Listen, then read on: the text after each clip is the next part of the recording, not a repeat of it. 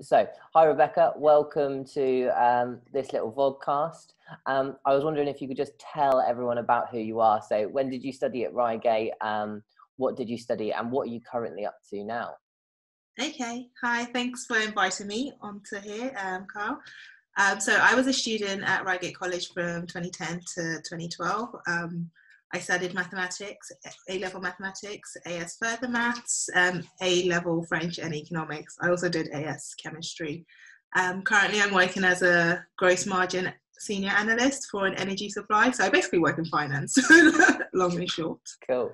Do you remember any little funny moments from your time at Reigate as a math student? I think one of the things that never left me was, so one of my maths teachers, Christine, used to do maths tricks, so card tricks with maths, and I actually absolutely love those. And it was always one of those things that you could look forward to coming to class, because that would be how she would start the class.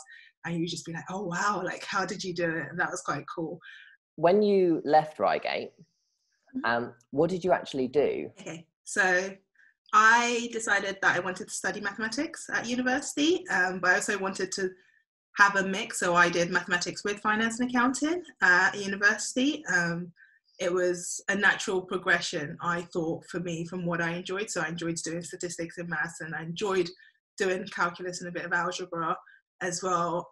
So I thought that would be a nice follow-on to do. Where did you go? Where did you go to study? Which university? I went to Queen Mary University of London. It's in East London. It's quite a good uni, and it was very different to how college is. So it felt like I was going into a different world entirely from college to university. How was it different? What were kind of the big kind of differences for you? I think the biggest thing was you're in charge of your own learning, and you have to hold yourself accountable. It's where Reigate College was fantastic because you were treated as an adult. Although most of us were 16 to 18, we were still treated as we were adults, and we had our own voice. And they kind of prepared us for the world of you will have to do things on your own. And that reality really hit at university, where you're having to learn to budget yourself and actually making sure you go to lectures as well. So you have the learning you need to do. So it was a very different shift from being in college and having to ensure that you have to go to college and you have to go to your classes. And did you enjoy being in a London setting for university? Yes, I loved it because although I was campus based, I was close enough to central London. So you could go into central London, hop on the bus, and there was just loads to do around London, and I was close to home because I am from Surrey. So it was I was far enough away from home, but close enough to go home. And it was just nice to meet. London is great because you meet so many people from different walks of life. So I met loads of people that shared my interest in maths, but were from different walks of life, and we all had different experiences to share with each other, which was great. Yeah, that's really, really nice. So when you were studying your A-level at Reigate, what topics do you think kind of inspired you a little bit more to maybe follow on with maths? Or you mentioned that you picked obviously the kind of maths and finance option. What kind of made you go for that over maybe a pure maths degree? I wanted something that I could easily see real world applications. With maths, there is always a real world application. So I wanted something that I could actually say, that's why I'm doing this. So I enjoy doing a lot of analysis. Something I remembered randomly was the traveling salesman. Yeah. So I was actually, so those were the kind of things I was thinking about. It's okay, something like traveling salesman, you can apply that to real life because you're trying to work out the shortest routes. And I'm pretty sure they use that with traffic, and if you're using SatNav or Google Maps. Yeah, it's a simple thought of how Google Maps actually works. Yeah, it's amazing. Yeah. Really. So it was okay, those are the kind of things I want to learn. And I enjoy finance because with finance you can learn about a business, and how the business works, as well as doing number crunching. It worked nicely because I could do analysis and I could play with numbers and drive business insights. So that was the thoughts that went to my head as I was moving on from maths to study maths with finance at uni. Yeah. And so your current job, you're a finance analyst, is that like a senior In finance? short, yes. I focus on gross margin. So gross margin looks at just the revenue and the cost of the business. So I work for an energy supplier who supplies to residential customers. So we're looking at how we make money from the sale of our gas and power, whilst still ensuring that our customers are treated fairly. So ensuring that we are pricing in line with what the market is selling at as well, and actually how to acquire customers. So it's a nice role because it's very diverse. So not only am I actually just looking at revenue and cost, I'm also looking at how we get those customers. So like different sales channels, looking at marketing, what type of marketing techniques are being used. So looking at events that the company's running, any campaigns. So there's been a lot of like TV campaigns that happen. So actually, I'm not only looking at numbers, I'm actually looking at the business and how the business is running and how the business makes a decision from the start of we need to do this marketing campaigns to get customers and the whole life cycle of the customer. So it's quite nice. So are you running the numbers yourself, or are you just analysing what someone else produces and then linking it together? It's a mixture. A mixture.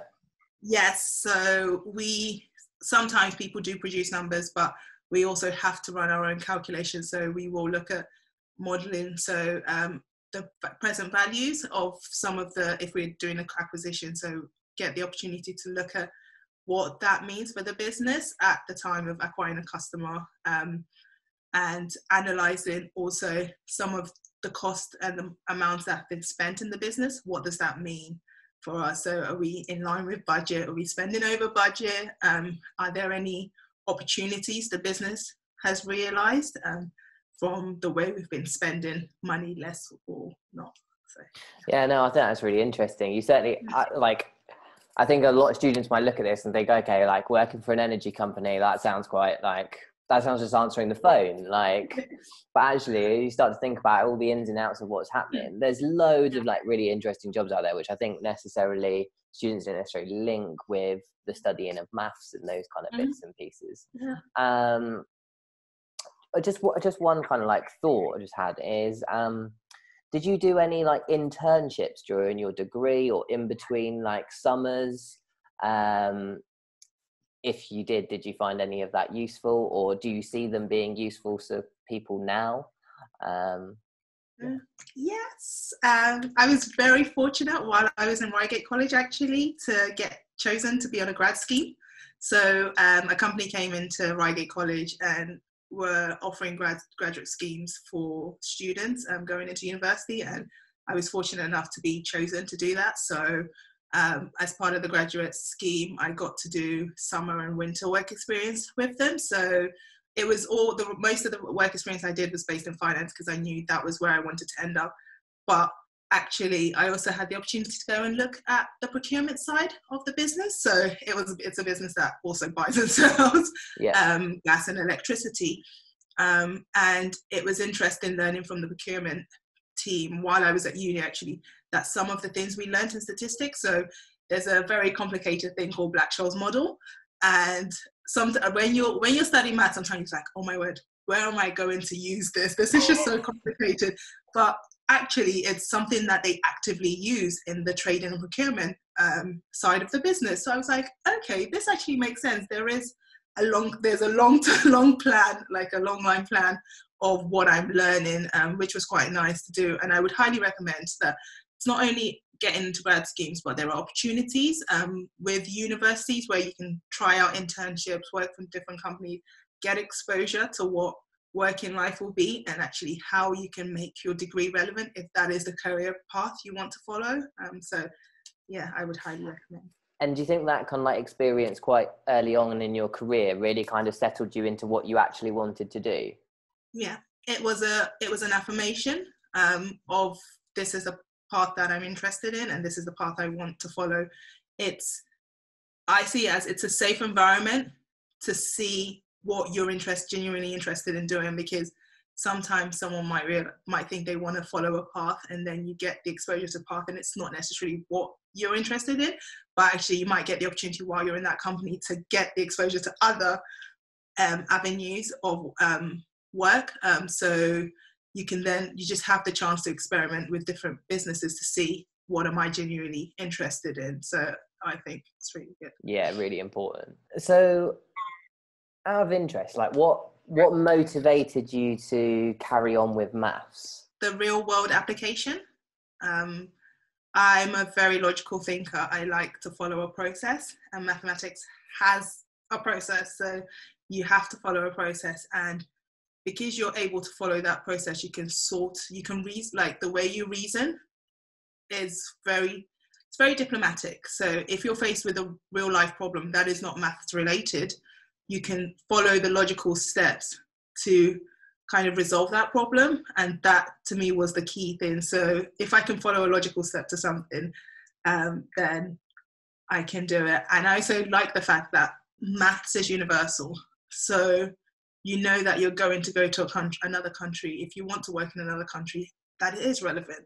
So it was those kind of options. I wanted to keep my options open, and that was what made me follow maths. Yeah, no, that's really nice. And like, yeah, I totally get it. I always think of it as another language, really. Like I can communicate with anyone in the world in maths. Yes. So I've always like enjoyed that bit of it too. What's kind of like your achievement you're most proud of? So originally it was the grad scheme. So doing the grad scheme was amazing because it was, I felt that because I was chosen among a lot of very competent young people as well. So that was a really great achievement. Currently I'm studying my accounting qualification as well. So I'm studying to become a chartered management accountant.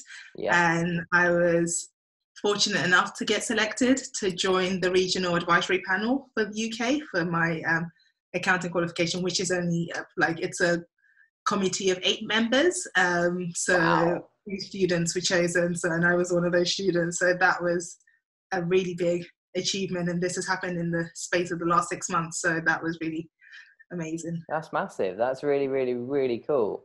If I can just take you back onto your graduate scheme, could you just tell us a little bit more about that? Yeah. So the graduate scheme it happened around the March period of second year at uni. The applications went through, or we had to apply. Then we got the opportunity to come in and do assessment days, so where we had interviews and we had to work with our peers to do different presentations.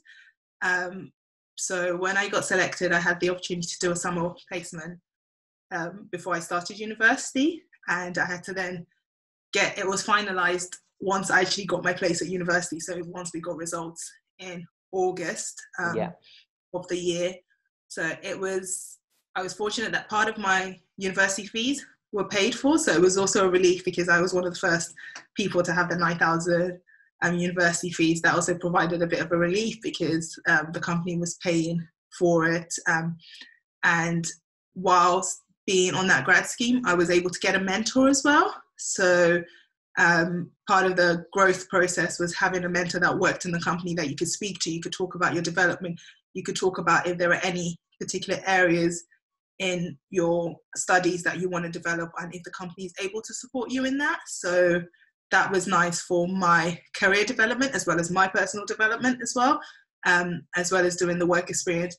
It was nice to be introduced to people in the formal work environment as well.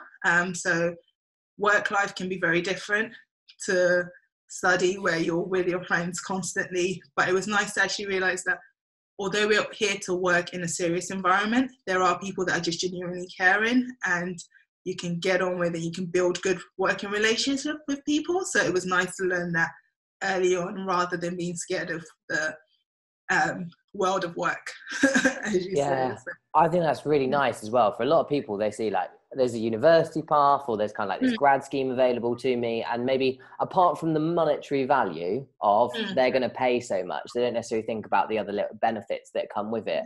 And obviously, as you discussed, having the mentor and then getting that kind of work-life balance and those internships all lined up for you, it really does set you up very well. And I think that'll hopefully help some of our students understand why, one, they're so much more competitive, and two, like the bigger picture when you're trying to apply for these, it's not just about them paying for your degree.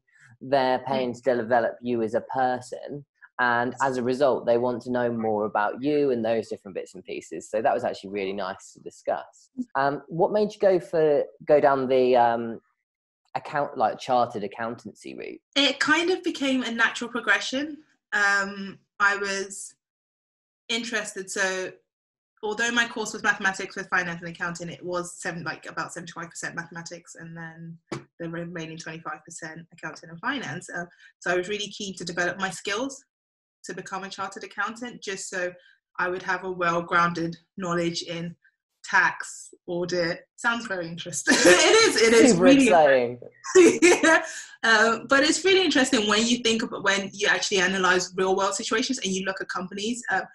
And so I thought doing a management accounting qualification would give me opportunities to learn more about businesses, not from just a financial perspective, but actually just the understanding business decisions, understanding business strategies. And the way I see it is there are so many companies in the world, and a lot of people don't think about it, but I see it as, if you look around you, like, you can probably realize, like, okay, what's my favorite food? What company manufactures the products? And you can find a job, and you can find a job within finance within that, with that process thought. So to me, it's a very simple process that I follow, but it works quite well, and it kind of helps you analyze what opportunities are available. So I'm really interested in management accounting, and I'm also just interested in knowing actually what is out there. And I feel like that has enabled me to think about what is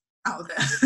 No, that's really, really cool thought process. Like, I can definitely see the advantages when you understand the tax system and all those kind of bits and pieces, and you're trying to make more decisions about, okay, how do I make this pay gap like slightly bigger? How do I increase the profit? Well, I have to understand obviously the tax implication of my crazy idea. But I thought, actually, when you think about it, I love your little food analogy. Like, what food do I like? Where can I get, like, yeah, that was really, really good. It's made me a bit hungry, but hey ho, tea time soon. Final thing really, is, what do you think your dream job is? I have a few, to be honest. I really enjoy teaching, so I enjoy teaching young people. I really do like maths, and I do like teaching people that there is, from an early age, there are real world applications to maths. So it's something that I know that I will consider in the future, because I feel like that is very key, and that helps continue to stem people's interest in mathematics if you actually show them that you can apply it to real world, and you can apply it in a way that's so interesting and so vast. And recently I started learning coding as well. And so I started to learn Python, and there are a lot of mathematical theories in that, even just basic like angles and things like that. And you think, okay, why am I using this? But when you start applying it to real world, you can see why you're learning different about shapes, about angles, about degrees. Like, so you can see that, and I'm really passionate about young people knowing that from an early stage, so they can make better informed decisions about the process they're going to follow. And I would also like to have a coffee shop. I think the coffee shop idea, like, I like the idea of this like maths coffee shop emerging, like drop in for coffee and mathematical problems. I can see like a little Christine spin-off maybe, with some cards and different bits and pieces. For anyone who doesn't know Christine, they're like, what's he going on about? No, watch the start of the video, those who fast forward to the end for the good bits. But yeah, no, I like the idea of a coffee shop. I always think that looks pretty good. But yeah, no, I think you've probably done, like, just through this little vodcast, you probably opened up the eyes of a lot of math students just to think a little bit more broadly about what they might want to do in those bits and pieces. So yeah, I really appreciate your time on that. Is there anything else like you particularly wanted to get across in this little vodcast?